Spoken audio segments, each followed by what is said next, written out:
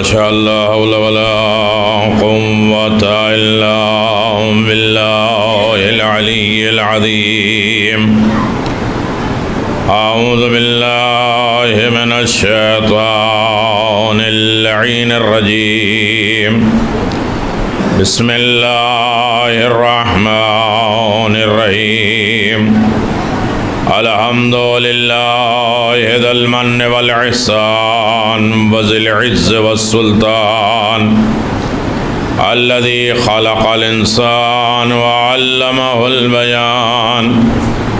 والحمد لله الذي نور قلوبنا شعاع أنوار المحبة العلوية وجعلني من المتمسكين بولاية المرتضوية الذي فرض الله طاعته على المودة العربية والعجمية من الجنة والإنسية. صلى الله على مبلغ رسالات الإلهية احمد مجتبی محمد مصطفى بالقاسم محمد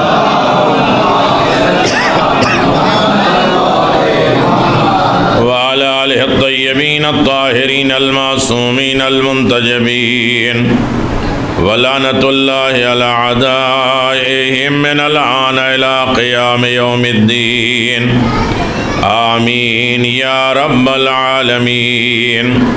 أما بعد فقد قال الله تبارك وتعالى في محكم كتابه المبين وهو أصدق الصادقين وقوله الحق.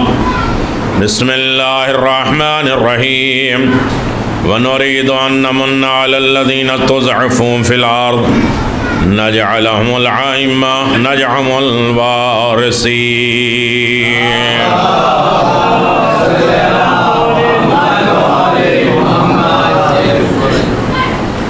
عزیزان محترم، الوداعی مجلس ہے اور الوداعی شہادت ہے. خداوند عالم ہمارے امام زمان اجل اللہ تعالی فرجہ و ظہورہ کے یہ مجلس اس لیے بھی بہت اہمیت رکھتی ہے کہ جمعے کا دن شہادت امام حسن عسکری،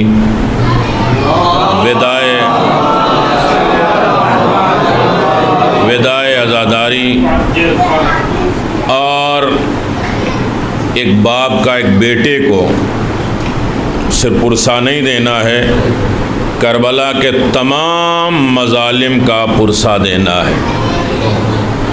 اس امام کا آپ دعائے ندبہ یقیناً پڑھ چکے ہوں گے جن کے فقرات میں آج ہمیں تلاش کرنا تھا کہ جب کسی کے گھر جنازہ ہو جائے تو وارث کو تلاش کیا جاتا ہے کہ اسے پرسہ دیا جائے. ہماری سب سے بڑی مجبوری یہ ہے کہ جو وارث ہے وہ ہے لیکن ہماری نظروں سے اوجھل ہے، لہذا وہ بڑا مظلوم امام ہے، غریب امام ہے. کل کائنات کی مظلومیت ہمارے امام سے وابستہ ہے. آج ان کو پرسہ دینے کے لیے آپ حضرات تشریف فرما ہیں جو امام یتیم ہو گئے. اور وہ امام ایسے ہیں کہ جن کے لیے خود کہا جاتا ہے کہ امام ہمارے باپ ہیں. جب کوئی امام اس دنیا سے جاتا ہے تو ہم شیعان علی ابن ابی طالب یتیم ہو جاتے ہیں، اور خاص طریقے سے امام زمان یتیم ہو تو اس کا مطلب یہ ہے کہ کہیں نہ کہیں بہت زیادہ وابستگی ہماری ذات سے منسلک ہے. یہ سب باتیں کہی نہیں جا سکتی، احساس کی جا سکتی ہے. قلبی اعتبار سے انسان اپنے آپ میں وہ روابط پیدا کر سکتے ہیں کہ آج کا دن کون سی منزل اور کون سی رفعت اور بلندی کے اعتبار سے حاصل ہے. اب رہا یہ مسئلہ کہ آپ تھوڑا سا آپ آمادہ ہو جائیں گے تو میں اپنی بات آپ حضرات کے اذہان عالیہ تک پہنچانے کی کوشش کریں گے۔ پہلے تو بہت معذرت خواہ ہوں کہ تقریباً 2 سال کے بعد اللہ نے اس ممبر کو ہمیں نصیب فرمایا ہے، تو کم از کم 20 مجلسیں تو قرضہ ہیں میرے اوپر، تو 20 تو نہیں ادا کر سکتے لیکن 10 کوشش کی جائے گی، صرف اس اعتبار سے کہ آپ کی کیپیسٹی اچھی ہے، لیاقت اچھی ہے، ظرف بہت عالی ہے، جو تھوڑی بات کو آپ بہت تک پہنچا سکتے ہیں اور لے سکتے ہیں۔ عزیزان محترم، جس امام کی شہادت ہے، امام کا تعلق اسی طریقے سے ہے جیسے نبوت کا تعلق پروردگار سے ہے، اور امامت کا تعلق بھی ہمارے خالق و مالک سے ہے۔ نہ دنیا نبی بنا سکتی ہے، نہ دنیا امام بنا سکتی ہے۔ بس یہاں مسئلہ صرف اتنا ہے کہ جہاں جہاں میری آواز مسلمانوں تک پہنچ رہی ہے وہ ایک بات کو سوچ لیں کہ خاتم المرسلین، ختم نبوت کا عہدہ ہم قرآن میں دکھلا دیں گے، آپ ختم امامت کا عہدہ ہمیں قرآن سے بتلا دیجیے۔ توجہ کریے، اختلاف ختم ہو جائے گا، کوئی مسئلہ ہی نہیں ہے۔ ختم نبوت قرآن میں ہے لیکن ختم امامت قرآن میں نہیں ہے، یعنی ہم جو کچھ بھی مانتے ہیں وہ قرآن سے مانتے ہیں۔ اب قرآن نے کہا ہے کہ امام ہے اور ہر دور میں ہے، فرق اتنا ہے، توجہ کریے کہ اپنے 11ویں امام تک آنا ہے، فرق اتنا ہے میرے عزیزوں کہ نبوت کا عہدہ وہ ہوتا ہے، پڑھا لکھا مجمع ہے، تفصیل کا وقت نہیں ہے، نبوت کا وہ عہدہ ہوتا ہے کہ جس کا رابطہ ادھر سے ادھر کا ہوتا ہے۔ نہیں، توجہ کریے گا میرے عزیز، هو الذی ارسل رسولہ بالہدی، وہی ہے پروردگار جس نے بھیجا۔ کس کو بھیجا؟ رسول کو بھیجا۔ رسول یعنی جسے بھیجا جائے، بھیج کون رہا ہے؟ اللہ خالق بھیج رہا ہے، کس کی طرف؟ مخلوق کی طرف۔ یعنی نبوت وہ رشتہ ہے جو ادھر سے ادھر کا ہو، اور امامت وہ رشتہ ہے یوم ندعو کل اناس بامامہم، ہر شخص کو اس کے امام کے ساتھ ہم بلائیں گے۔ جب بلائے گا تو اس کا مطلب یہ ہے کہ ادھر سے ادھر بلائے گا۔ ارے نہیں، توجہ کریے گا میرے عزیزو، امامت وہ عہدہ ہے جو یہاں سے تعلق وہاں کے لیے رکھا جاتا ہے، اور اگر جب امامت اس منزل پر ہے کہ ہر شخص کو اس کے امام کے ساتھ بلائیں گے تو بلائے گا تو اپنے پاس، کہاں سے بلائے گا؟ یہاں سے بلائے گا۔ اب تیسرا فرق، بہت سے فرق ہیں، تیسرا فرق امام کا یہ ہوتا ہے کہ امام کا رابطہ خالق سے بھی ہوتا ہے، مخلوق سے بھی ہوتا ہے۔ توجہ کریے گا میرے عزیز، امام کا رابطہ اپنے خالق سے بھی ہے، مخلوق سے بھی ہے۔ کیوں؟ اس لیے کہ امام وہ ہوتا ہے جو ادھر کی بات ادھر لا کے پہنچاتا ہے اور ادھر کی بات ادھر لے کر جاتا ہے، تاکہ انسان مایوس اور محروم نہ رہ جائے۔ نہیں، توجہ کیا میرے عزیزو۔ اب منظر بھائی نے ایک مائک لگایا ہے اور ایک کیمرہ انہوں نے ڈاؤن لوڈ کیا، اس کے بعد ہمیں مجلس وہ بھیج دیتے ہیں۔ جب وہ ہمارے پاس موبائل ہوگا، دوسری کوئی چیز ہوگی تو ہم اسے دیکھ لیں گے۔ نہیں، توجہ کیا، یہ مائک لگا ہے، ہم جتنا بھی چلائیں وہ آواز باہر نہیں جائے گی جب تک باہر اسپیکر نہ ہو۔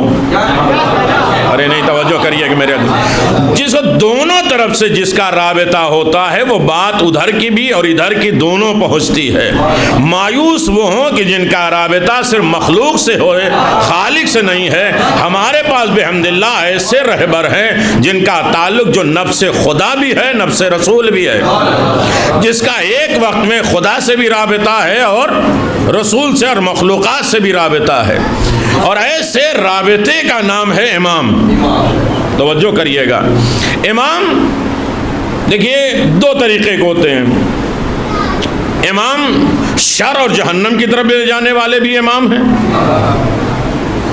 اور نیکیوں اور جنت کی طرف بھی لے جانے والے امام ہیں۔ دیکھیے، امام معروف لفظ ہے، غیر معروف تو ہے ہی نہیں۔ جو اپنے جیسے مصلی پہ جس کو کھڑا کر دیتے ہیں اسے بھی امام مان لیتے ہیں، اپنے ہی جیسا اپنی طرح رہتا ہوا اس کو امام مان لیتے ہیں۔ دیکھیے خاموشی میں پھر میں کہوں کہ مجلس پڑھوائی جاتی ہے، مجلس پڑھی نہیں جاتی ہے کبھی بھی۔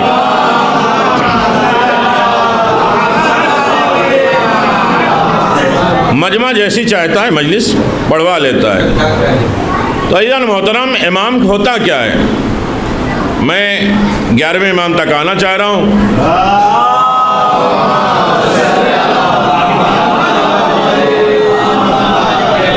لیکن نہیں، آج میں نے عہد کیا تھا کہ آگے نہیں بلائیں گے ہم۔ جو خود قوم آگے نہیں بڑھنا چاہتی ہے اسے زبردستی آگے کیسے بڑھائی جا سکے؟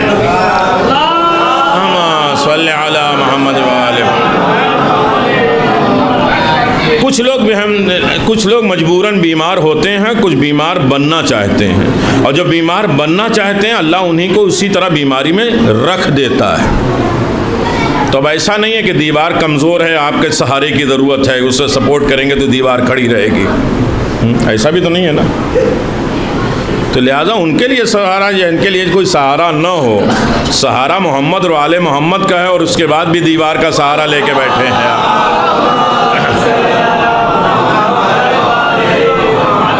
ماشاءاللہ تھوڑا تھوڑا دیوار چھوڑ کے آ جائیے تو گفتگو آسانی کے ساتھ ہو جائے۔ ہاں، جزاک اللہ۔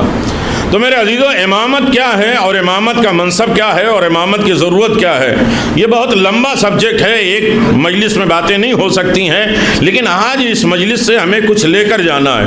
2 مہینہ 8 دن کے صلہ اور اجرت کا دن ہے، توجہ کریے گا بھائی۔ میں یہاں آیا، مغربین میں نماز پڑھی جا رہی ہے، سب لوگ نماز پڑھ رہے ہیں ماشاءاللہ، بچے پیچھے بیٹھے نماز پڑھ رہے ہیں۔ دل میں ایک سوال پیدا ہوا، کیا آپ کو نماز نہیں پڑھنا آتی؟ کیوں نماز جماعت میں آپ آتے ہیں؟ نماز نہیں پڑھنا آتی؟ ہو سکتا ہے پیش نماز سے اچھی پڑھنا آئے اور جلدی اور فاش پڑھنا بھی آتی ہو، نہیں توجہ کر پائے۔ تو یہ ضرورت کیا ہے جماعت کی؟ کیوں آتے ہیں نماز جماعت میں؟ ہے کوئی جواب؟ ہے نا؟ جواب ہے، کیا ہے؟ ثواب۔ ہاں، ہمارا پورا دین مذہب اسی میں برباد ہے، صرف ثواب کی غرض ہے۔ توجہ کریے گا، ثواب تو ملنا ہی ملنا ہے، ثواب مقصد نہیں ہے میرے عزیزو، توجہ کریے گا۔ وہ الگ بات ہے کہ مجلسوں میں جو ثواب ہی بانٹا جائے، تعویذ ہی بانٹا جائے، وہ بڑی کامیاب ہوتی ہے۔ اصل میں ہوتی مجلس جو ہے وہ خلوص، کبھی انسان للہیت کے لیے، اللہ کے لیے کام کر لے۔ اللہ تو نہ پڑھنے والے کو بھی دیتا ہے، پڑھنے والے کو بھی دیتا ہے، اسے ثواب کی ضرورت نہیں ہے۔ میرے اللہ تو لائق عبادت ہے، ہم پر فرض ہے، واجب ہے، ہماری ذمہ داریاں ہیں، ہم اسے بجا لائیں گے۔ اچھا چلیے، ایک سبجیکٹ الگ ہے۔ میں یہ گزارش کر رہا ہوں کہ آپ کو نماز جماعت، آپ کو نماز نہیں پڑھنی آتی؟ کیوں آپ نماز پڑھنے آتے ہیں؟ آتی ہے، تو پھر آپ جماعت کے ساتھ کیوں پڑھ رہے ہیں؟ کہ اصل میں امامت کو سمجھنے کے لیے نماز جماعت میں آتے ہیں۔ ثواب آپ چھوڑ دیجئے میرے عزیزوں، امامت کو سمجھنے کا بہترین وسیلہ نماز جماعت ہے، اور اللہ نے ہر چیز کی ولایت کو ہر چیز سے وابستہ رکھا۔ نہیں توجہ کریے، ولایت نماز سے بھی ہے، اب اختلاف کی بات ہی نہیں ہے۔ نماز بتانے اور نماز کی باتیں کرنے میں انسان کا چہرہ نہیں اترنا چاہیے، اس لیے کہ ولایت کا اعلان بھی حالت رکوع میں ہوا ہے، کسی میدان میں نہیں ہوا ہے۔ اللہ نے نماز کی حالت میں ولایت کا پیغام دیا ہے، حج میں علی کو مولا بنایا ہے، آل محمد کی سخاوت روزے میں قرار دیا ہے، ہر اصول کو فروع میں جوڑ کے رکھا ہے اللہ نے۔ تمہاری یہ نہ ہو کہ اسے اصول کہو، اسے فروع کہو اور اسے توڑنے کی کوشش کرو۔ ہر فضائل کمال اللہ نے فروعات میں جمع کر کے رکھا ہے۔ اب میرا وہ موضوع نہیں ہے، لیکن ایک بات یاد رکھیے گا کہ نماز جماعت پڑھتے ہیں، امامت کو سمجھنے کے لیے، تو امنیتی گفتگو مکمل ہو جائے. آپ کہیں گے کیسے امامت سمجھیں گے؟ میرے عزیزوں، میں نے دیکھا نماز جماعت میں ہے اور تھوڑا سا دل بھی عجیب لگا کہ 2 بچے سجدے میں پہلے چلے جاتے ہیں، سجدے سے پہلے اٹھتے ہیں، اور الحمد اور دوسرا سورہ آپ کے بغل میں وہ جوان پڑھ رہا تھا. تو میں یہ لگا کہ بھائی یہ نماز جماعت کیوں پڑھ رہا ہے؟ اگر الحمد اور سورہ دوسرا سورہ پہلی دوسری رکعت میں کوئی نماز جماعت پڑھتے وقت پڑھے گا تو نماز باطل ہے. ارے نہیں، توجہ کر بھائی، میں نے کہہ دیا، میں مسئلہ نہیں بتا رہا ہوں. میرے عزیزو، ہونا تو چاہیے کہ مجلسوں سے پہلے 1-2 مسئلہ ہونا چاہیے، لیکن میں جو گزارش کر رہا ہوں، امامت کو پہچاننے کا بہترین وسیلہ نماز جماعت ہے. جو 5 وقت دوڑتے ہیں وہ بھی نہیں پہچان پاتے. ارے نہیں، توجہ کریے گا میرے عزیزو، کم از کم امامت کو پہچانو تو صحیح. کیسے پہچانے؟ میں نے کہا بھائی آپ کیوں امام کے لیے رکے رہتے ہیں کہ وہ رکوع میں جائے تو آپ رکوع میں جائیں، آپ وہ سجدے میں جائے تو آپ سجدے میں جائیں، وہ کھڑا ہو تو آپ کھڑے ہوں؟ یہ کیا ضرورت ہے؟ آپ اپنی مرضی سے پڑھ لیجئے. کہا نہیں، اسے میں نے اپنے 2 سوروں کا امام مانا ہے، یہ میری طرف سے نیابت کرے گا. 2 سورہ یہ پڑھے گا، میں نہیں پڑھوں گا، باقی سارے ارکان کریں گے. 2 سوروں کا ذمہ دار یہ ہے. جب 2 سوروں کا ذمہ دار ہے تو اپنی مرضی سے نہ اٹھ سکتے ہیں، نہ بیٹھ سکتے ہیں، نہ کھڑے ہو سکتے ہیں، نہ کھڑے ہو سکتے ہیں. میرے عزیزو، جب 2 سوروں کا کوئی ذمہ دار ہو تو اس کی مخالفت میں نہ پہلے بیٹھ سکتے ہیں نہ اٹھ سکتے ہیں. تو جو کل کائنات کا امام ہو، اس کی مخالفت میں اپنی مرضی سے اٹھو گے، اپنی مرضی سے بیٹھو گے، اپنی مرضی سے سوچو گے؟ نہیں، مجھے تو یہ سمجھ میں آتا ہے، ہونا تو یہ چاہیے تھا. اگر میرے عزیزوں نماز جماعت میں پہلے آگے پیچھے چلے گئے تو نماز باطل ہے. وہاں کل امام کی مخالفت ہو گئی تو ایمان باطل ہو جائے گا. اللہم صلی علی محمد وآلہ. تو نماز جماعت، اللہ اکبر، یا رسول اللہ، یا علی. تو امام کو پہچاننے کے لیے امام کی اطاعت کیسے کی جاتی ہے، امام کو فالو کیسے کیا جاتا ہے، امام کے نقش قدم پہ چلا کیسے جاتا ہے، یہ کون سمجھاتا ہے؟ نماز جماعت. توجہ کریے گا. اب یہی وجہ ہے کہ ہمارے 11ویں امام حسن عسکری علیہ السلام، روحی بجسم لک الفدا. کہنا ہے مختصر باتیں، لیکن جلدی جلدی اور لفظوں میں اشاروں میں باتیں ہوں گی. امام نے فرمایا جو بات یہ پہنچ جائے تو منزل پہنچ گئی. امام نے فرمایا لا یشکر النعمہ الا العارف ولا یعرف النعمہ الا الشاکر. بظاہر یہ 2 جملے ہیں، سمجھ گئے ہوں گے آپ. لا یشکر النعمہ الا العارف ولا یعرف النعمہ الا الشاکر. نعمت کا شکریہ کوئی ادا کر ہی نہیں سکتا جب تک وہ عارف اور معرفت والا نہ بن جائے، اور معرفت والا انسان اس وقت بن ہی نہیں سکتا جب تک شکر مزاجی کا مزاج نہ پیدا ہو جائے. دونوں کو ایک ساتھ جوڑ کے رکھا ہے. اگر بندہ شکر کرنا چاہے تو پہلے اسے معرفت نعمت ہونا چاہیے، اور نعمت کی معرفت اس وقت ہوگی جب انسان شکر کا عادی بنے گا. ارے نہیں میرے عزیزو، نہیں سخت نہ بات ہو جائے، تھوڑا سا آسانی کے ساتھ. نعمت کا شکر کرنا یہ حکم الہی ہے، لیکن وہی شکر کرے گا جو نعمت کو پہچانے گا، اور نعمت کو وہی پہچانے گا جو شکر کرے گا. نہیں توجہ کر پائے میرے عزیزو، توجہ کر لیجئے گا. اب میرے عزیزو 11ویں امام کیا کہنا چاہتے ہیں؟ یاد رکھو سب سے بڑی کائنات میں نعمت کیا ہے؟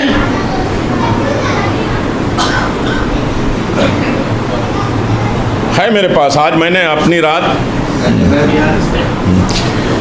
ولایت علی ابن ابی طالب علیہ السلام،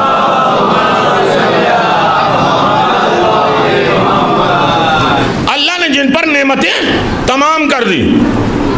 کوئی نئی بات میں کہہ رہا ہوں، سنی ہوئی باتیں. جس بات پہ اللہ نے نعمتیں تمام کر دی. اور روزانہ یہی تو نماز میں پڑھتے ہو, انعمت علیہم, اے اللہ وہی راستہ چاہیے جس کے اوپر تو نے نعمتیں تمام کر دی.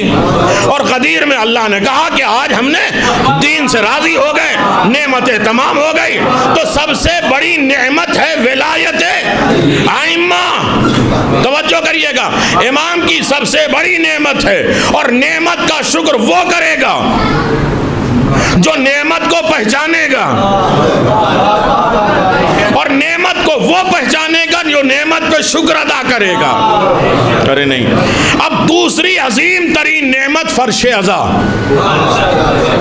عزاداری سید الشہداء, مجلس حسین, یہ بہت بڑی نعمت ہے. لیکن اس نعمت کا شکر گزار بندہ وہ ہوگا جو اس نعمت کو پہلے پہچانے. نہیں, آج کیا کہنے اور واہ واہ سبحان اللہ سے نہیں چلے گا. جب کل کے بعد یہ امام بارگاہ ویران ہوگی تو اس نعمت کی قدر ہوگی آپ کو. نہیں سمجھے میرے عزیزو, جب دل ویران ہوگا, گھر ویران ہوں گے, تب سمجھ میں آیا کتنی بڑی دولت تھی 2 مہینہ 8 دن میں. سب سے بڑی نعمت عزاداری سید الشہداء, جس سے ہم نے ولایت بھی سیکھا ہے, اور جس سے امامت سیکھی ہے, جس سے عبادت پروردگار سیکھی ہے.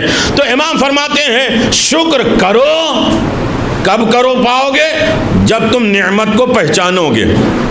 اور معرفت کے بہت چیزیں ہیں, اب اس میں نہیں بیان کیا جا سکتا کہ جو خمسہ چل رہا ہے اس میں امام زمان کی معرفت کے سلسلے میں چل رہی باتیں. لیکن یاد رکھیے معرفت ہے کیا. معرفت تزکیے کا نام ہے.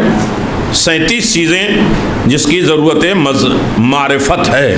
پہلی چیز ہے تزکیہ. خاموشی مجمع میں باتیں بڑی اچھی ہو سکتی ہیں. تزکیہ معرفت کا پہلا جز ہے. میں آؤں گا اپنے 11ویں امام تک. تزکیہ کسے کہتے ہیں؟ یزکیہم ویعلمہم الکتاب والحکمہ, سورہ جمعہ آج پڑھ چکے. تزکیہ کسے کہتے ہیں؟ پاک کرنا نہیں. تزکیہ کہتے ہیں, جیسے ایک مثال میں نے 2-3 سال پہلے آپ کی خدمت میں دیا تھا, آج دوسری مثال دے دیں کہ جنگل میں جانے سے ڈر لگتا ہے لیکن گارڈن میں جانے کا دل چاہتا ہے. دونوں میں فرق کیا ہے؟ وہی پلانٹ, وہی جا, سب کچھ ہے, لیکن بابا مجھے گارڈن نہیں لے کے گئے گھمانے کے لیے, ہفتے میں تو ایک جن جانا ہے. کہا جنگل چلے جاؤ, نہیں ڈر لگتا ہے. دونوں میں فرق کیا ہے؟ کہا جنگل کا کوئی نگراں نہیں ہے, کوئی مالی نہیں ہے, اپنی مرضی سے جھاڑ درخت پودے شاخیں نکلتی ہیں, بہک جاتی ہیں, اسی کا نام جنگل بن جاتا ہے. لیکن گارڈن کسے کہتے ہیں؟ جہاں ایک مالی ہو. نہیں, مالی کیا کام کرتا ہے؟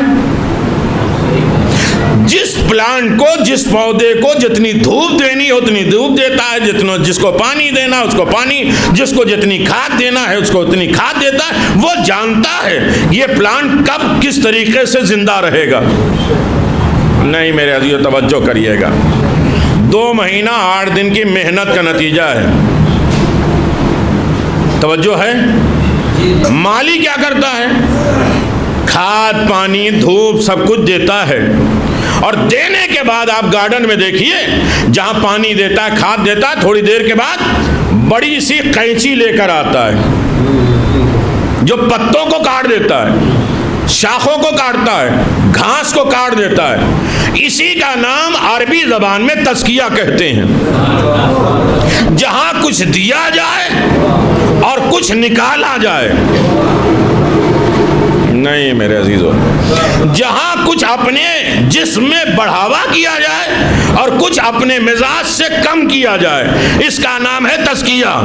ہم کہتے ہیں 2-4 نیکیاں تو ہماری بڑھی گئی محرم میں. اب حساب کر کے ہم دیکھیں 2 مہینہ 8 دن میں ہم پہلے کیسے تھے, اب کیسے ہیں. یہ حساب آج کی رات لگانے کے بعد دیکھیے میرا مکر فریب, میرا جھوٹ, میرے بہتان, میرے تفریقے, میری سیاستیں کم ہوئی یا نہیں. صرف نیکیاں بڑھا دینے کا نام تزکیہ نہیں ہے, کچھ برائیاں اپنی جسم سے کم بھی کرتے جاؤ. یہ معرفت کی پہلی پوزیشن ہے.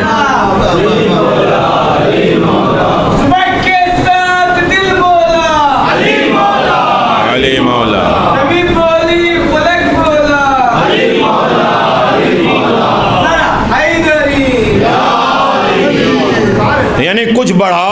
ہٹاؤ، اس کا نام ہے تزکیہ، اور تزکیہ معرفت کا پہلا حصہ ہے۔ معرفت نہیں ہوگی تو نعمت کا شکر ادا نہیں کر پاؤ گے، اور جب تک نعمت کا شکر ادا نہیں کرو گے معرفت نہیں ملے گی۔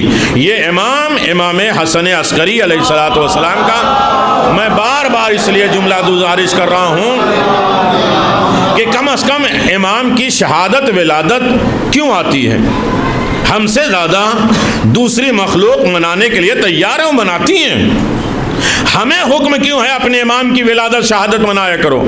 کا سال بھر اگر اس امام کو بھول جاتے ہو تو کم از کم شہادت ولادت میں اس امام کو یاد کر کے اس کے ہاتھ پہ بیعت کر لو۔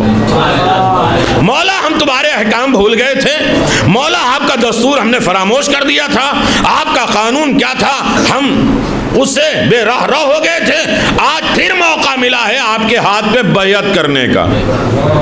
ارے نہیں، توجہ کریے گا۔ اب وہی 11ویں امام، دیکھیے مجلس میں انسان جو آتا ہے اپنی تھکاوٹ کا اظہار کرنے نہیں آتا، تھکاوٹ اللہم صلی علی محمد و آل محمد، کام دھندا کر کے آئے ہیں وہ آپ اپنی جسمانی فائدے کے لیے آئے ہیں، وہ فرش اعضا پہ آپ اس کا احسان نہ دکھلانے آئیے، بہت دن بھر تھک گئے تو گھر بیٹھو، آئے ہو یہاں تو فرش اعضا پہ تھکاوٹ نہ دکھاؤ، ساری تھکاوٹ ساری بیماریاں تو فرش اعضا خود بخود دور کرتا ہے، لیکن جب فرش اعضا کی نعمت کو پہچانو گے تب نا کہ تمہیں معلوم ہے۔ ارے کہیں دنیا کے کسی آفس میں چلے جاؤ، باس کے سامنے جھوم کے بیٹھ کے سو گے تو جتنا باس کا تمہیں اعتبار ہے اتنا جناب سیدہ کا بھی بھروسہ ہو جائے کہ فرش اعضا پہ کوئی ہو یا نہ ہو میری بیوی بیٹھی ہے، میرے امام بیٹھے، تو تھوڑا سا ڈر کیوں؟ اس لیے کہ اس نعمت کی معرفت نہیں ہے، اور جب معرفت نہیں ہے تو شکر مزاجی پیدا نہیں ہوگا، لہذا اس نعمت فرش اعضا جس کے پاس نہیں ہے وہ تلا ہوا ہے کہ یہ ختم کر دے۔ توجہ کریے گا، دو ہی چیزیں تو ہیں ہمارے پاس، ایک فرش اعضا اور ایک اجتہاد مرجعیت۔ اس کے لیے بھی یہ شروع کہاں سے ہوئی؟ 11ویں امام سے۔ 11ویں امام نے فرمایا بالعوام مقلدون، جو عوام ہیں ان کے لیے ضروری ہے کہ وہ تقلید کریں، اور دنیا میں کون ہے کس معاملے میں انسان تقلید نہیں کرتا؟ ارے نہیں میرے عزیزو، آج گھروں میں کھانا پکتا ہے تو تقلید کے بغیر نہیں کہ دیکھ لو یہ کھانا پکتا کیسے ہے، ارے نہیں توجہ کیا میرے عزیزو۔ دنیا میں کون سی چیز ہے جو بغیر تقلید کے ہے؟ ڈرائیونگ کرنا ہے تب بھی کسی کے نقش قدم پہ بتائے ہوئے قانون پہ عمل کرو گے، کھانا بناؤ گے تو کرو گے، نہیں میرے عزیزو توجہ کریے گا، جو بھی مسئلہ ہے اٹھنا بیٹھنا کپڑا سلنا کھانا پینا سب چیزیں تقلیدی ہے، فرق اتنا ہے کہ کوئی انسان کائنات میں بغیر تقلید کے تو ہوتا ہی نہیں۔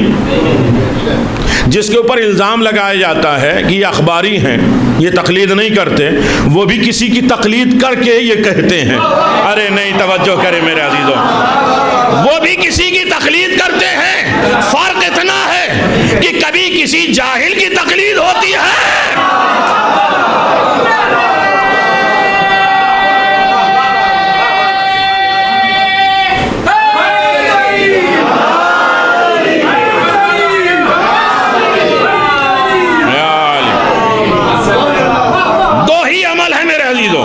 اس نعمت کو قدر کرو، دنیا ٹوٹی ہوئی ہے جڑی ہوئی ہے کہ دونوں نعمتوں کو چھین لیں، عزاداری اور مرجعیت، لیکن ساری دنیا یعنی جانور تک بھی تقلید کرتے ہیں۔ ارے نہیں میرے عزیز، بس یہ ہمیں اس پر زیادہ بحث نہیں کرنا ہے، تقلید سب کرتے ہیں، کوئی بھی تقلید کا منکر نہیں، فرق اتنا ہے کوئی جاہل کی کرتا ہے کوئی عالم کی کرتا ہے، بس اتنی باتیں ہیں۔ امام حسن عسکری علیہ الصلوۃ والسلام روحی و جسم لک الفدا،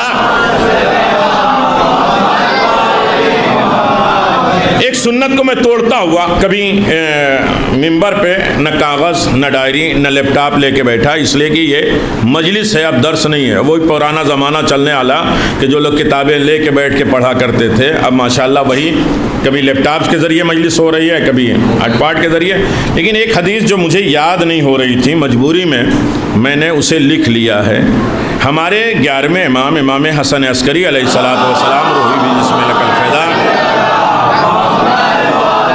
تاکہ آج انسان کو احساس ہو کہ کسی امام کی ہم مجلس کر کے آ رہے ہیں۔ عربی زبان میں امام کا ایک جملہ ہے، میں اس کو ترجمہ کر کے آپ کی خدمت میں صرف بیان کروں گا، تفصیل کا وقت نہیں ہے۔ ہمارے 11ویں امام فرماتے ہیں ان قریب، بہت جلد، سیقرب، بہت جلد لوگوں میں ایک ایسا زمانہ آئے گا، امام کا درد، آخری وقت وصیت۔ دنیا میں انسان کیسے بھی کسی مذہب سے تعلق رکھتا ہو، اس کی وصیت پر عمل کرنے کے لیے انسان تڑپتا ہے کہ ٹھیک ہے کم از کم وصیت پر عمل کریں۔ امام وصیت کر رہے ہیں بیدار ہو کے، ان قریب لوگوں پر ایک ایسا زمانہ آئے گا کہ ان کے چہرے خوبصورت ہوں گے لیکن ان کا دل تاریک ہوگا۔ اب اس سے زیادہ تشریح کی ضرورت ہے؟ امام حسن عسکری کہتے ہیں دل بڑا، چہرہ بڑا روشن ہوگا لیکن دل کالا ہوگا۔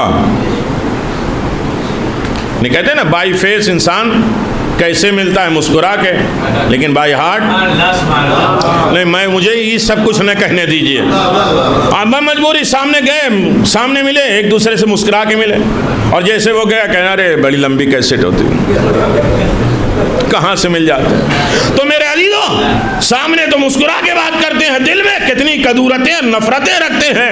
یہ آج کا شیوا نہیں ہے، یہ 11ویں امام اپنی آخری شہادت کو دنیا سے ختم کرتے ہوئے جا کے کہہ رہے ہیں کہ یاد رکھو ان قریب ایک ایسا زمانہ ہوگا کہ جس کے چہرے نہیں، یہ حدیثیں صرف ذہن میں رکھیے، موبائلوں میں تو ہے، حدیثوں موبائلوں میں یہ سب چیزیں ہیں، مجید تھوڑا ذہن میں رکھنا۔ ہمارے یہ ہے کہ ہم جو ہے وہ چیزیں جو رکھتے ہیں، جیسے بچے نا مدرسے میں لکھ کے، اسکول میں لکھ کر آ کے رکھ دیتے ہیں، پھر جا کے اسکول میں کھلے گا، وہی دستور ہم نے آج رکھ لیا ہے کہ موبائلوں میں لکھ لو، جب ہوگا نہیں، آج نہیں، ہر ہمیشہ ہمیں اپنے دماغ میں اب لکھنا ہے جو ہر وقت ہمیں یاد آئے۔ کہتے ہیں کہ امام رو کے کہتے ہیں ایسا زمانہ آئے گا کہ سنت خدا بدعت سمجھی جائے گی اور حقیقت بدعت سنت الہی جانی جائے گی۔ کیا اس پر بھی میں تبصرہ کروں؟ ارے نہیں میرے عزیزو، ان قریب وہ زمانہ آئے گا کہ جہاں سنت الہی بدعت اور حقیقی بدعت سنت الہی نہیں توجہ، ارے یہ بھی منع ہے، ارے یہ بھی غلط ہے۔ اور قیامت کا جملہ میرے عزیزوں، میں اب یہاں سے بات شروع کروں گا، اگر بیدار رہیں گے مل جل کے ایک صلوات پڑھ دے محمد و آل محمد۔ مجھے اس کی غرض نہیں کہ آپ تھک گئے ہیں، مجھے اپنی بات مکمل کرنا ہے۔ امام فرماتے ہیں کہ بہت عنقریب وہ زمانہ آئے گا کہ ان کے درمیان مومن حقیر جانا جائے گا اور فاسق بڑے محترم جانے جائیں گے۔ ہے یا نہیں؟ ارے نہیں میرے عزیزو، مومن جس کے تھوڑے پھٹے پرانے کپڑے ہوں، جس کے گھر غربت ہو، اس کو بغل میں بٹھا کے کھلانا بھی پسند نہیں کرتے۔ کوئی فاسق ہو جائے تو جگہ جگہ کر کے بٹھا کے گول،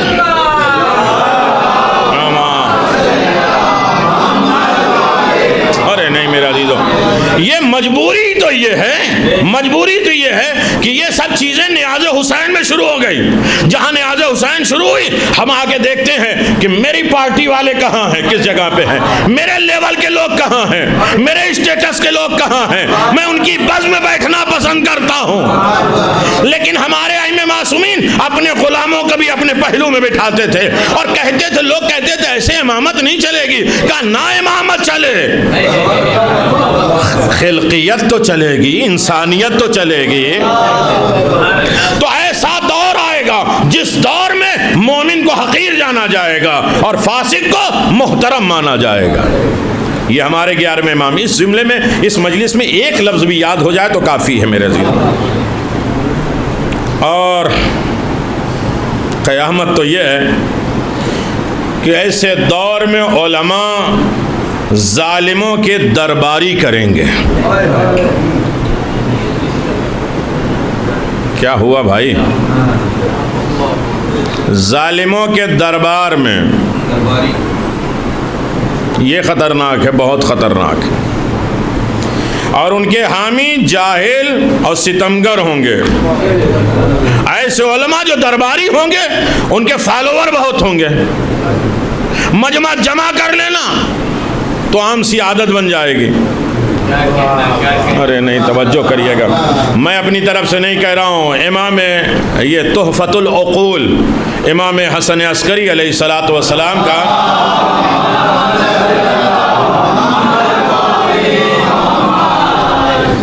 تو اس میں 5 فقرے امام حسن عسکری نے کہا۔ اب ہمیں آج رات میں کیلکولیٹ کرنا ہے، حساب کرنا ہے کہ اس میں خدا نخواستہ کوئی بات ہمارے اندر تو نہیں پائی جاتی ہے۔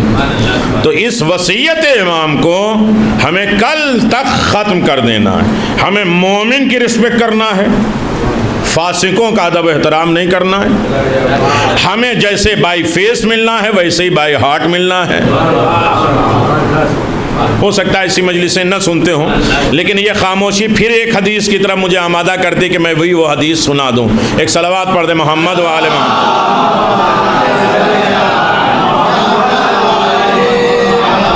پھر بھی بآواز بلند صلوات پڑھ دے محمد و آل محمد۔ تحفظ العقول میں صرف 4 جملے مجھے گزارش کرنا ہے اور بات آپ کے حساب سے، آپ کے مزاج سے 2 لفظ گزارش کر کے۔ تحفظ العقول 487 487 نمبر حدیث میں ہمارے 11ویں امام امام حسن عسکری علیہ الصلوۃ والسلام ارشاد فرماتے ہیں، پوری 10 مجلس، تاکہ یہاں کے امام بارگاہ میں مومنین جو ذمہ دار ہیں ان کے شکوے بھی تھوڑے سے کم ہو جائیں اور میں بھی اپنی جگہ پہ مطمئن ہو جاؤں۔ ہمارے 11ویں امام فرماتے ہیں، اپنے شیعوں سے فرماتے ہیں، اب کسی اور سے نہیں، اپنے چاہنے والوں سے۔ اب ہم یہ دیکھیں کہ ہم امام کے شیعہ ہیں تو امام نے ہم سے کہا ہے، یا تو انسان الگ کر لے، ارے روزہ رکھے، بھئی سب سے روزہ مانگا نہیں ہے۔ کتب علیکم الصیام یا ایھا الذین آمنوا، اے ایمان لانے والے تم پر روزہ فرض ہے۔ تو یعنی جو روزہ نہیں رکھتے انہیں کہنے کی ضرورت نہیں کہ نہ روزہ رکھو، پہلے وہ دائرے ایمان میں آئے، مومن سے مانگا گیا، غیر مومن سے مانگا ہی نہیں گیا۔ یہ ہمارے 11ویں امام شیعوں سے کہہ رہے ہیں، غیر شیعوں سے نہیں کہہ رہے۔ امام فرماتے ہیں، میرے شیعوں، میں تمہیں تقوی الہی کی، دین کی میں احتیاط کرنے کی، بہت افراط و تفریط میں نہ چلے جانا، میں جد و جہد کی، تمہاری صحیح اور کوشش کی تمہیں دعوت دیتا ہوں کہ ہر عالم میں تم صحیح اور کوشش کرتے رہو، گفتگو میں سچائی بولو، یہ سب سے بڑا مسئلہ ہے۔ گفتگو میں صداقت ہو، امانت کی واپسی ہو، سجدوں کا طول ہو۔ سجدہ جسے معلوم کرنٹ لگتا ہے، سجدہ لگا ہے معلوم ہی نہیں، سجدے کا طول، شیعان علی بن ابی طالب۔ پھر امام حسن عسکری کہتے ہیں، ہمسایہ پڑوسیوں کے ساتھ اچھا برتاؤ۔ نہیں، ہمارا مذہب کیا ہے میرے عزیزوں، آپ لے کے جا رہے ہیں دوسری طرف مجلس، ہمسائے کے ساتھ پڑوسیوں کے ساتھ اچھا سلوک۔ کہتے ہیں کہ 3 طریقے کا حق ہے، ایک ہے انصاف، ایک ہے احسان، ایک ہے ایثار۔ جو غیر مذہب ہے پڑوس، اس کے ساتھ انصاف کرو، اور جو مسلمان ہے تمہارے پڑوس میں اس کے ساتھ انصاف بھی کرو، احسان بھی کرو۔ اور اگر تمہارے پڑوس میں کوئی شیعہ ہے تو اس کے ساتھ انصاف بھی کرنا ہے، احسان بھی کرنا ہے، ایثار بھی کرنا ہے۔ ارے نہیں، میرے بس حدیث ختم ہو رہی ہے اور اور میں وصیت کرتا ہوں یہی وہ دین ہے جسے پیغمبر اسلام احمد مصطفیٰ محمد مصطفیٰ صلی اللہ علیہ وآلہ وسلم لے کر آئے تھے، اور قبیلوں والوں کے ساتھ نماز پڑھو، اپنے تمام لوگوں کے ساتھ، گھر میں اکیلے بیٹھ کے نہیں، مومنین کے ساتھ بیٹھ کے نماز پڑھو، اور مومنین کے نماز جنازہ میں شرکت کرو، ان کے اگر مومنین مریض ہو جائیں تو ان کی عیادت کرو، اور مومنین کے حق کو ادا کرو۔ جب تمہارا کوئی دین میں محتاط ہوگا تو باتوں میں سچا ہوگا، امانت کو ادا کرے گا، لوگوں سے اچھا برتاؤ کرے گا، تو کہا جائے گا کہ یہ شیعہ ہے، تو مجھے بڑی خوشی ہوگی کہ یہ میرا شیعہ ہے۔ 11ویں امام فرماتے ہیں کہ جب تمہاری تعریفیں ہوتی ہیں تو میں خوش ہوتا ہوں، تمہارا امام خوش ہوتا ہے، جب یہ کہا جاتا شیعہ ہے تو سب سے زیادہ مجھے خوشی ہوتی ہے، اور شیعہ ہے تو یہ سارے شرائط اس کو ادا کرنا پڑیں گے۔ ایک صلوات پڑھ دیں، محمد و آل محمد وعجل فرجہ۔ بس عزاداروں، میں نے بڑی زحمت دی، میں یہ گزارش کر رہا ہوں کہ دین اسلام، قوانین نظام الہی، یہ سب سے بڑی دولت یہ ہے کہ جس کے لیے اللہ نے کہا کہ ہم نے تمہیں اس دنیا میں بھیجا 4 مقصدوں کے لیے، صرف عبادت نہیں ہے۔ وَلَهُ أَسْلَمَ مَنْ فِي السَّمَاوَاتِ وَالْأَرْضِ طَوْعًا وَكَرْهًا۔ پہلا مقصد اس دنیا میں آنے کا، جو عام طریقے سے ذاکرین اور مولوی اور مجلس پڑھنے والے یہ کہتے ہیں کہ ہمارا اس دنیا میں آنے کا مقصد وَمَا خَلَقْتُ الْجِنَّ وَالْإِنسَ إِلَّا لِيَعْبُدُونَ، صرف ہمیں عبادت کے لیے بنایا گیا، نہیں، ہمارے آنے کے مقصد 4 ہیں۔ وَلَهُ أَسْلَمَ مَنْ فِي السَّمَاوَاتِ وَالْأَرْضِ طَوْعًا وَكَرْهًا۔ تمہارا پہلا آنے کا مقصد یہ ہے کہ تمہیں مسلمان بننا پڑے گا، طَوْعًا وَكَرْهًا، آسانی سے بن جاؤ چاہے زبردستی، بننا تو پڑے گا۔ نہیں میرے عزیز، مسلمان وہ نہیں کلمہ پڑھ لے، فلا تموتن الا وانتم مسلمون، اس وقت تک تمہیں نہیں موت آئے جب تک تم مسلمان نہ ہو جاؤ۔ کس سے ہے؟ مومنوں سے خطاب، یا ایھا الذین آمنوا فلا تموتن الا وانتم مسلمون، اے مومنوں اس وقت تک نہ مرنا جب تک مسلمان نہ ہو جاؤ۔ یعنی اس کا مطلب یہ ہے کہ یہ اسلام ایمان سے کچھ بڑا رتبہ ہے۔ دیکھیے ہر عالم میں ہمیں مسلمان بننا ہے، لیکن مسلمان صرف زبان کا نہیں، قرآن پھر کہتا ہے کافتن، مکمل مسلمان بنو، تمہارے پاٹا پورا باڈی مسلمان ہو، تمہاری نگاہ بھی مسلمان ہو، تمہارے ہاتھ بھی مسلمان ہو، تمہاری زبان بھی مسلمان ہو، تمہارے پاؤں بھی مسلمان ہو، تمہارے ارادے بھی مسلمان کے ہوں۔ امام مظلوم کربلا آپ بتائیے مسلمان ہے کیا؟ کہا مسلمان وہ ہے جب بچہ پیدا ہوتا ہے جو فطرت اسلام میں وہ 7 چیزیں لے کر آتا ہے، اسی کا نام ہے اسلام۔ جب بچہ پیدا ہوتا ہے تو جھوٹا نہیں ہوتا۔ کہا اسلام کی پہلی شرط ہے صدق، سچائی، اگر انسان کے اندر سچائی نہیں ہے تو وہ مسلمان۔ بچے نے کبھی جھوٹ بولا ہے پیدا ہوتے ساتھ؟ جھوٹا ہم لوگ بنا دیتے ہیں۔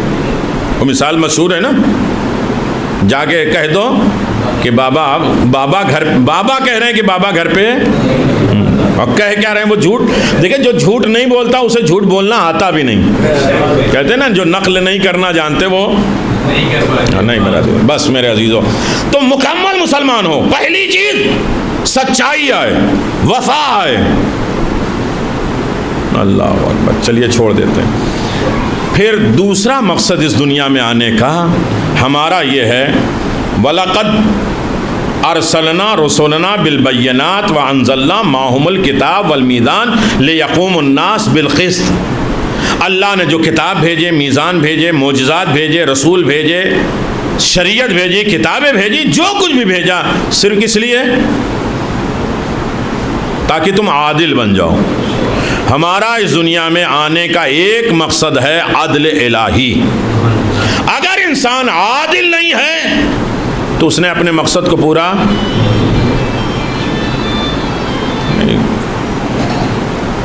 عادل اگر نہیں ہے تو ظلم ہے، اور ظلم کو مٹانے امام زمان آئیں گے۔ تو اس کا مطلب یہ تمہارا مقصد ایم یہ ہونا چاہیے کہ ہر طریقے کے عادل بن جاؤ۔ دیکھیے شیعان علی بن ابی طالب میں تو عدل ہونا چاہیے، اس لیے کہ اس علی کو مانتے ہیں جس کی تلوار بھی عدل کی بنیاد پہ چلتی ہے۔ نہیں، اب آپ کی مجبوری میں ختم کر رہا ہوں میرے عزیزو، جس کی تلوار بھی عدل کی بنیاد پر، آج بھی مولا کائنات کی زری پر ایک نشان موجود ہے۔ جہاں آپ کے دستار رکھے ہوئے ہیں وہیں ایک سوراخ بنا، چھید بنا ہے۔ کہا کیوں؟ کہا ایک بہادر بیٹا اپنے ماں سے پوچھ رہا ہے اماں میرا باپ کہاں ہے؟ کہا مارے گئے، میرا چچا مارے گئے، میرا بھائی مارے گئے۔ کہا کس نے مارا؟ کہا علی نے میدان میں۔ کہا علی کہاں رہتے ہیں؟ کہا علی بھی اس دنیا سے چلے گئے۔ کہا یہ کون سی بہادری؟ بہادری ہوتی تو زندہ ہوتے اور علی مجھ سے لڑتے، تب سمجھ میں آتا کہ بہادری کسے کہتے ہیں۔ نہیں میرے عزیز توجہ کریں، پوچھتا ہوا مولا کے قبر پہ پہنچ گیا کہ علی بہادر ہو تو مجھ سے لڑو، میں چیلنج کرتا ہوں آپ مجھ سے لڑیے۔ قبر سے 2 انگلی نکلی، 2 حصے میں اسے بانٹ کے، قبر سے 2 انگلی نکلی، 2 حصوں میں اسے بانٹ دیا۔ اب خادم پکڑا گیا کہ روزے پہ قتل ہوا ہے لہذا قتل تم نے کیا ہے، پھانسی کا آرڈر ہو گیا۔ رات میں جب پھانسی ہونے والی ہے تو ایک مرتبہ سویا اور امیر المومنین سے شکوہ کرتا ہے علی آپ کے روزے کی خدمت کا صلہ یہ ہے کہ بے جرم و خطا مارا جا رہا ہوں، کہا تم نے یقین ہی نہیں کیا میرے اوپر۔ ارے نہیں توجہ کریے گا، کہا کیا یقین کرے؟ کہا کل دربار میں جا کے کہہ دینا کہ دونوں حصے کو تول لو، اگر برابر نکل آئے تو علی کے علاوہ کسی اور نے قتل نہیں کیا ہے۔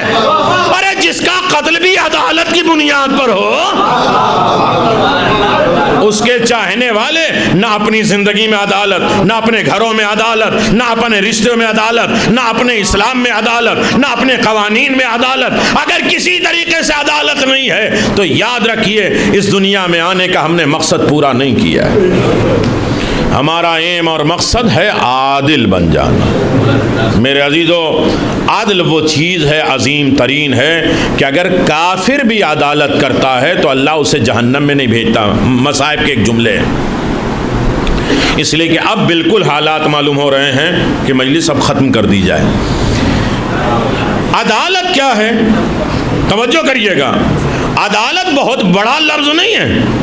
ہر انسان کی زندگی میں گفتگو کرے تو عدالت کی بنیاد پر، نظر اٹھائے تو عدالت کی بنیاد پر، بچے 4 ہیں تو سب کو عدالت کی نگاہوں پہ، سب کی عدالت الگ ہے۔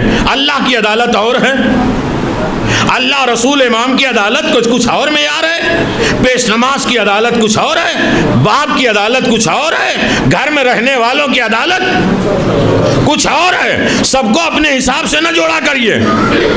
اگر انسان عادل بن جاتا ہے تو اللہ اپنے عذاب سے بھی محفوظ رکھتا ہے۔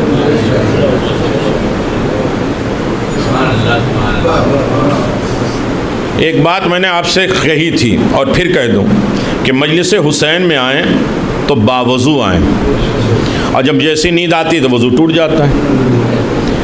قربتاً اللہ آئیں۔ دوسرا یہ ہے کہ اپنے دہن کو پاک کر کے اپنے ذہن کو پاک کر کے آئیے۔ میں نے کہا کوئی نہیں کہے گا اور کہنا ہے میرا فرض۔ اکثر لوگ پان ماوا مسالے مجلس میں ہنسنے کی بات ہی نہیں ہے میرے عزیزو، ایسا لگتا ہے کہ وہ عقیدہ ہی رکھتے ہیں کہ اس مجلس میں شہزادی آتی نہیں یا امام آتے نہیں۔ ہے کسی کی جرات؟ ایک چھوٹے سے پولیس پہ روڈ کراس کرتے ہوئے ڈر جاتے ہو جس پر دیکھنے کا یقین ہوتا ہے؟ کیا امام کی غیبت کا اتنا بھی بھروسہ نہیں ہے؟ آؤ تو اپنے ذہن کو پاک کر کے آؤ، اپنے دہن کو بھی پاک کر کے آیا کرو۔ یہ کوئی وہ درس نہیں ہے کہ ہمارا منہ بھی چلتے جائیں جانوروں کی طرح اور اس کے بعد ہم جو ہے وہ مجلس حسین میں بیٹھے ہیں۔ نہیں، میری عجیب منزل ہے، یہ مجلس ہے مجلس حسین کی۔ جب توہین ہوگی اور اس کی معرفت نہیں ہوگی تو شکر مزاجی پیدا نہیں ہوگی، اور نہیں ہوگی تو امام حسن عسکری کے قول کی مخالفت ہوگی۔ ایک مل جل کے صلوات بآباد بلند پڑھتے محمد والے۔ بہت بڑی عبادت ہے میرے عزیزو. اللہ اکبر. نوشیروان عادل کا نام سنتے ہیں, مصائب کا ایک جملہ ہے. جب نوشیروان عام لباس میں اپنے رعایا کے گھر گیا ہے, نوشیروان کون ہے؟ کافر ہے, اور اس کا عادل نام مشہور ہو گیا. جب امام نے اسے جگایا ہے تو پوچھا کہاں ہو؟ کہا اللہ نے ہمیں ایک پنکھا دیا ہے, جہنم کی آگ اگر قریب آتی ہے تو میں اسے دور کر دیتا ہوں. نہ اللہ نے جہنم میں ڈالا اس لیے کہ میں عادل ہوں, نہ اللہ نے جنت میں ڈالا اس لیے کہ میں کافر ہوں. ارے نہیں میرے عزیز. کہا کہ اچھا کیا بات ہے؟ کہا عام لباس پہن کے اپنے ایک رعایا کے دروازے پہ ناک کرتا ہے. اس نے دروازہ کھولا, کہا کون؟ کہا میں مسافر ہوں, ایک رات مہمان رکھ لو. کہا رکھ لیں گے. کافر ہے, مہمانوں کے لیے دروازہ کھول دیتا ہے. نہیں بات آگے سمجھ میں آئے. ہمارے 11ویں امام نے فرمایا اپنے گھر کو جنت مرنے کے بعد نہیں ملے گی, جنت میں رہو گے تو جنت میں جاؤ گے. ایک الگ سبجیکٹ ہے. اپنے گھر کو جنت بنا سکتے ہو, علی و فاطمہ زہرا جیسی زندگی گزارو, اپنے گھر کو جنت بنا سکتے ہو صرف 3 کاموں سے. تمہارے گھر میں کوئی خدا کی مخالفت نہ ہو. اب یہ آپ کے سبجیکٹ کی بات ہی نہیں ہے میرے عزیزو. نہ میوزک چلے, نہ سیریل چلے, نہ اور دوسری چیزیں چلیں. اپنے گھر میں خدا کی مخالفت نہ ہو. دوسرا ہے مہمانوں کے لیے دروازہ کھول دو, اور رشتہ داروں کے منہ پہ اپنے دروازے بند نہ کرو. کہ 3 چیزوں کی ضمانت تم لے لو, تمہارے گھر کو جنت بنا دینا ہمارا کام ہے. امام اسی گھر کو جنت بنا دیں گے. اللہم صلی علی محمد و آل محمد. میری مجبوری ہے کہ ہم اپنے 11ویں امام کے متعلق کچھ باتیں کریں تاکہ آج انسان کو فرش اعضاء پہ آنے کا احساس ہو, ورنہ ہوتی کسی امام کی اور شہادت, باتیں کسی امام کی ہوتی ہیں. تو یہ بات مجھے تو نہیں اچھی لگتی اور نہ میں کرتا ہوں. میرے عزیزو, امام کہتے ہیں کہ عدالت, 11ویں امام کہتے ہیں میرا معیار امامت سب سے بڑی چیز عدالت. میرا بیٹا بھی آئے گا, یملأ الارض قسطا وعدلا, تمام زمین اور آسمان کو عدل سے بھر دے گا. تو یعنی جب امام کا انتظار ہو رہا ہے تو پہلے ہمیں عادل کے فرش کو بچھانا تو پڑے گا, عادل کے گھر کو بنانا تو پڑے گا, عادل کے دل کو سجانا تو پڑے گا, ورنہ کہاں بیٹھاؤ گے؟ نہیں توجہ کیا میرے عزیزو. عادل کی ساری تیاریاں جب کر لو گے تو اس کا نام ہے انتظار. انتظار زمانی کیفیت کا نام نہیں ہے, عملی حرکت کا نام انتظار ہے. نہیں میں نے بہت لمبی بات کہہ دی. میرے عزیزو, نوشیروان نے ناک کیا, اس نے دروازہ کھولا اور اس نے کہا کہ ٹھیک ہے مہمان بنتے, مہمان بن جائیے. کھانا کھلایا, بات ایک ہی کرنی ہے, لمبی باتیں ہیں. کھانا کھلایا اور نوشیروان نے کہا کہ تمہارے گھر میں گریپس انگور تیار ہیں, کچھ انگور دو. میں نے اس بات کو آپ کی خدمت میں پڑھا ہے, جو مجھے یاد آ رہا ہے اس بات سے کہ کھانے کے بعد فروٹ فائدہ نہیں کرتا, کھانے سے پہلے پھل فائدہ کرتا ہے. ہمارا طب امام جعفر صادق, طب امام رضا, طب رسول خدا, یہ معصومین کے طب میں یہ بات ہے کہ کھانے سے پہلے فروٹ استعمال کرو گے تو فائدہ مند رہے گا. کھانے کے بعد یہ دوسرے آنے والے کو ڈرایا جاتا ہے کیا فروٹ آگے آپ کچھ, ارے کیا میرے عزیزو, اب اس کے بعد کچھ ہے گنجائش نہیں ہے. تو پھل جب بھی کھاؤ تو کھانے سے پہلے کھاؤ, یہ امام کی طب ہے. تو نوشیروان نے کہا کہ تمہارے گھر میں گریپس انگور تیار ہے, توڑ کے لاؤ. وہ گھر سے نکلا, دوسرے کے ہاں سے جا کے انگور لایا اور لا کے ان کے سامنے رکھ دیا. نوشیروان نے آواز دیا انگور تمہارے گھر میں بھی تیار ہے, تم نے اپنے گھر سے کیوں نہیں دیا؟ بھائی امامت کو سمجھ لو, بات تمام ہو جائے. تمہارے گھر میں بھی انگور تیار ہے, تم نے اپنے گھر سے توڑ کے کیوں نہیں دیا؟ کہا اس انگور پہ میرے بادشاہ کا ابھی ٹیکس باقی ہے. ارے کافر حکومت ہے میرے عزیزو. ارے نہیں نہیں توجہ کر پائے. ہو سکتا ہے آپ کے سبجیکٹ کی باتیں نہ ہوں لیکن میرے موضوع کی باتیں ہیں. کہا اس پر میرے 9 عادل کا ٹیکس باقی ہے. جب تک ٹیکس نہیں ادا کریں گے ہم اپنے گھر میں بھی مال ہم اسے استعمال نہیں کر سکتے. کیا اتنی عدالت ہم نے اپنے امام کے حق میں بھی رکھا ہے؟ نہیں. چلیے یہ بھی سننے والی بات نہیں. تو ایک مرتبہ نوشیروان کہتا ہے, بس بات تمام, نوشیروان کہتا ہے کہ تمہارے بادشاہ کو کیا معلوم کہ تمہارے گھر میں انگور ہیں؟ کہا اسے نہ معلوم ہو, ہمیں تو معلوم ہے. ہاں ٹیکس چھپا سکتے ہو, حق کے امام نہیں چھپا سکتے. ارے نہیں میرا عزیزو, ساری تدبیریں ٹیکس بچانے کی تو ہو سکتی ہے لیکن جب خمس نکالنا ہو تو میرے عزیزو یہ نہ سمجھو کہ وہ نہیں جانتے, ہم سے زیادہ تو وہ جانتے ہیں. اور امام زمان نے فرمایا, یہ میرا موضوع وہاں کا ہے لیکن اس کے حصے کے بیان, امام زمان نے فرمایا مجھے تمہارے پیسے کی ضرورت نہیں ہے. ایک جملہ سن لو میرا جی, جسے برداشت ہو, مجھے تمہارے پیسے کی ضرورت نہیں ہے. لوگ کہتے ہیں ہم تو امام سے پیسہ لیتے ہیں, امام کے نام پہ خمس کیوں دیں؟ امام کہتے ہیں مجھے تمہارے پیسے کی ضرورت نہیں ہے, میں تمہارے پیسے کو ایکسپٹ اس لیے کرتا ہوں, قبول اس لیے کرتا ہوں تاکہ تمہیں پاک کر دیں, تمہارے مال کو پاک کر دیں. نہیں آج کی مجلس کہہ دی میرے عزیزوں, امام کہتے ہیں تمہارے مال کو میں نے ایکسپٹ اسی لیے کیا ہے تاکہ تمہیں پاک کر دے, تمہارے مال کو پاک کر دیں. اس کا مطلب جو خمس نہیں نکالتے نہ وہ پاک ہے نہ ان کا مال پاک ہے, اور جو پاک نہ ہو تو نہ ان کی نماز. بھائی نجس لباس میں آ جاؤ مصلی پر, نماز پڑھ سکتے ہو؟ نظر نیاز میں تو اتنے احتیاط ہیں, نجس ہو تو ہٹ جاؤ. اب جسے نجس امام زمان کہیں, نیاز تبرک تو بہت بانٹ رہے ہو لیکن یہ نہیں دیکھا کہ یہ امام کا حق جو ہے اسے ہم نے ادا کیا یا نہیں ادا کیا ہے. کسی کا قرضہ لے کے بیٹھ جاؤ, اسے بلا کے دعوتیں دو, وہ خوش ہوگا کہ پہلے ہمارا حق ادا تو کرو. نہیں. تو امام نے فرمایا جو میرا مال نہیں دیتا وہ خود پاک نہیں ہے اور اس کا مال بھی پاک نہیں ہے. نوشیروان نے کہا کہ تجھے کیا معلوم, اس کو کیا معلوم کہ تمہارا مال پہ ٹیکس ہے یا نہیں. بس جس جملے کے لیے میں نے زحمت دی ہے, خدا سلامت رکھے, آباد و شاد رکھے. کہا کہ اس کو نہ معلوم ہو لیکن مجھے تو معلوم ہے. بس اس کے بعد اس نے اپنا تاج نکالا اور سیٹی بجائے اپنی فوج بلا لی. آواز دیا نوشیروان عادل بادشاہ کا نام جو سنا ہے میں وہی ہوں. ساری فوج نے سلوٹ مارا. تو ایک مرتبہ مسکرا کے کہتا ہے کہ جس کا بادشاہ عادل ہوتا ہے اس کی رعایا خود بخود عادل بن جاتی ہے. اس سے بڑا مصائب میرے پاس نہیں ہے میرے عزیزوں. اگر بادشاہ عادل ہو تو چاہنے والے خود بخود عادل ہو جاتے ہیں. اب کوئی ہے طاقت کسی میں کہ ہمارے امام معاذ اللہ عادل نہیں رہے ہوں؟ اگر امام عادل ہیں, ہمارے بادشاہ امام عادل ہیں, تو ان کے چاہنے والوں کے درمیان عدل کیوں نہیں پایا جاتا؟ اگر عدل نہیں پایا جاتا اس کا مطلب یہ ہے کہ ہم امام کی رعایا نہیں ہیں, امام کے چاہنے والے. الوداعی مجلسوں میں میں پورا زمانہ دیکھ چکا ہوں, پوری دنیا دیکھ چکا ہوں. الوداعی مجلسوں میں پروگرام ایسے ہی ہوتے ہیں کہ جہاں جھنجھوڑے جاتے ہیں.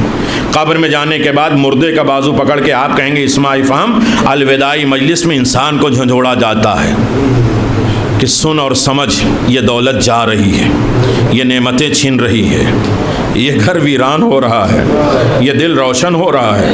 جو حسین کی محبتیں تھیں 2 مہینہ 8 دن حسین مہمان بنے تھے, آج وہ دل ویران ہو رہا ہے. کل رات آئے گی, آپ خوش تو ہوں گے نہیں میرے عزیزوں. کن کن کا پرسہ دیں گے آپ؟ کس کا پرسہ دیں گے آپ؟ خوشیوں کے وقت میں اولاد زیادہ یاد آتی ہے.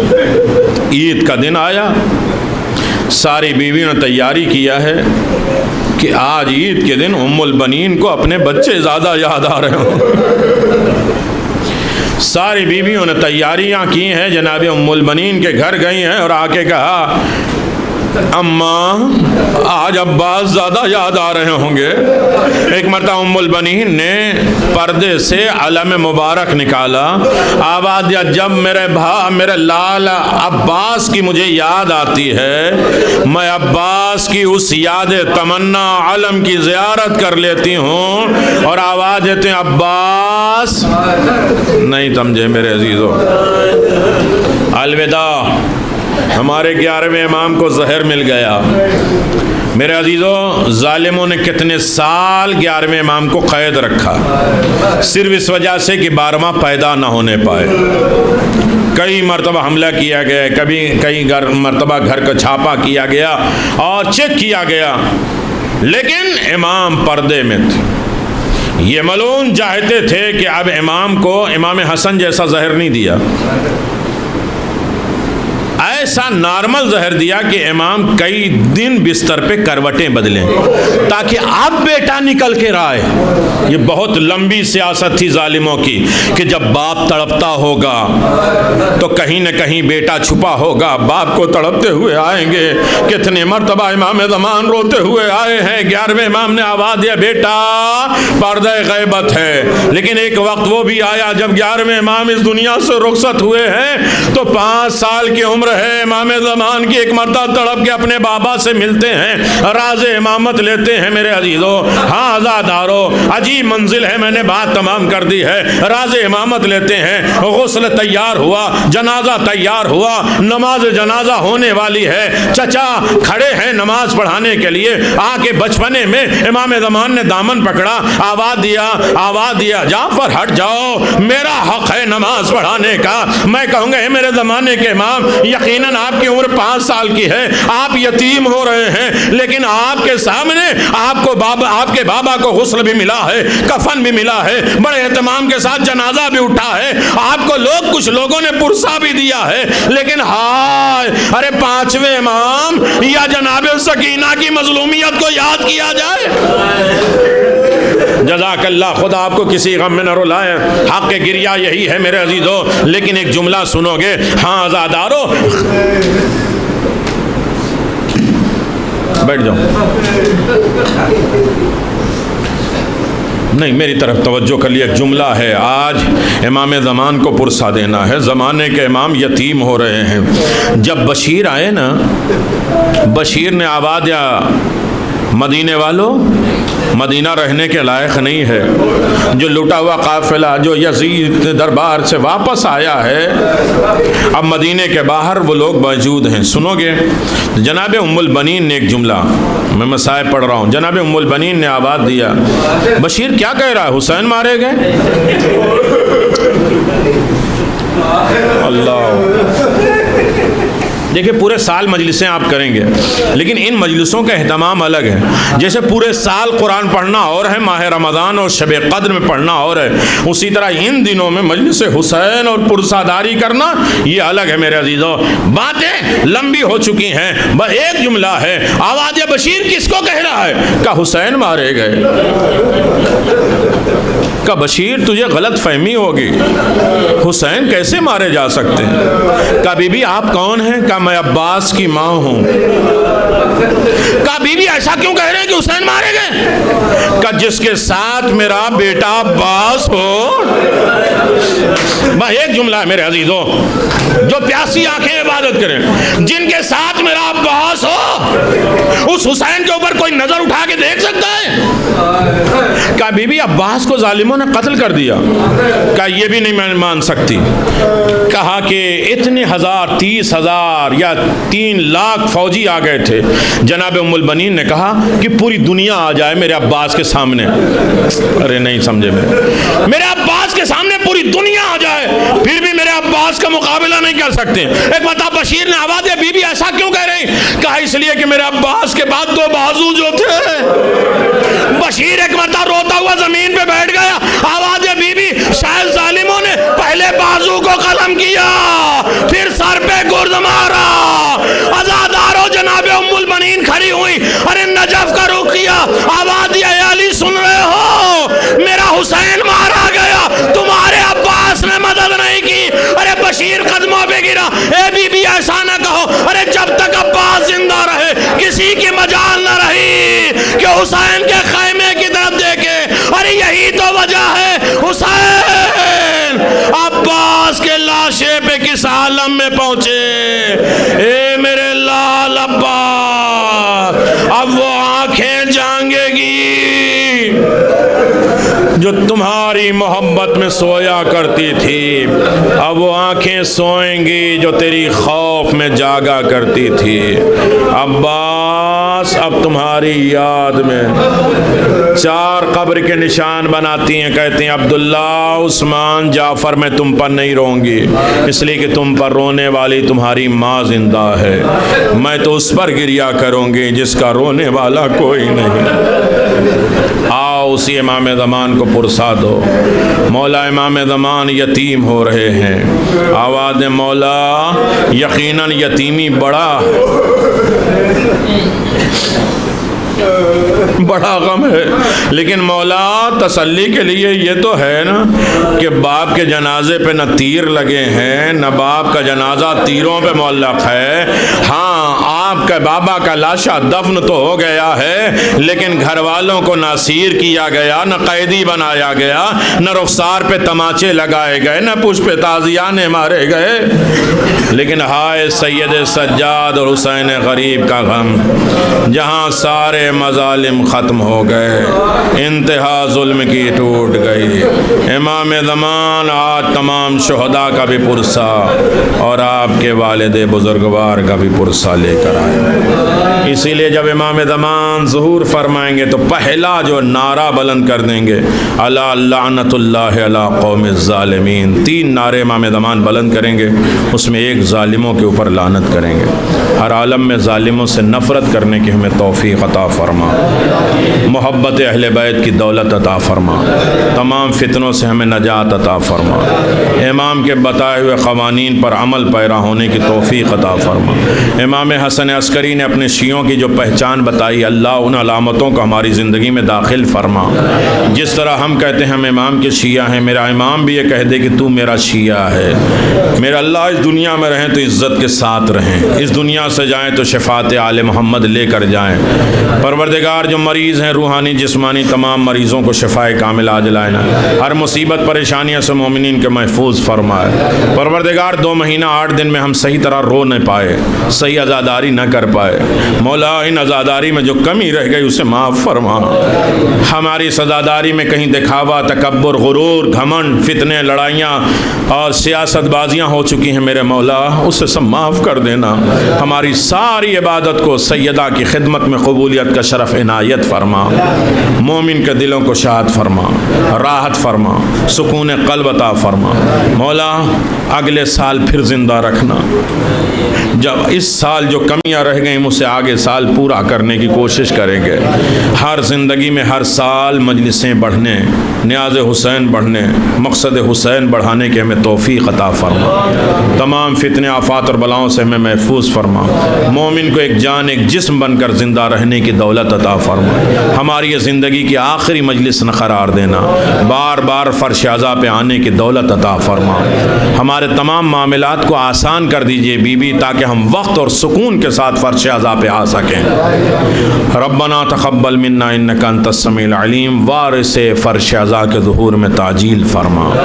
خون کے آنسو رونے والے امام زمان کو تسلی و تشفی عطا فرما، ہمیں ان کا چاہنے والا اور محب قرار دینا۔ ماتم حسین یا حسین۔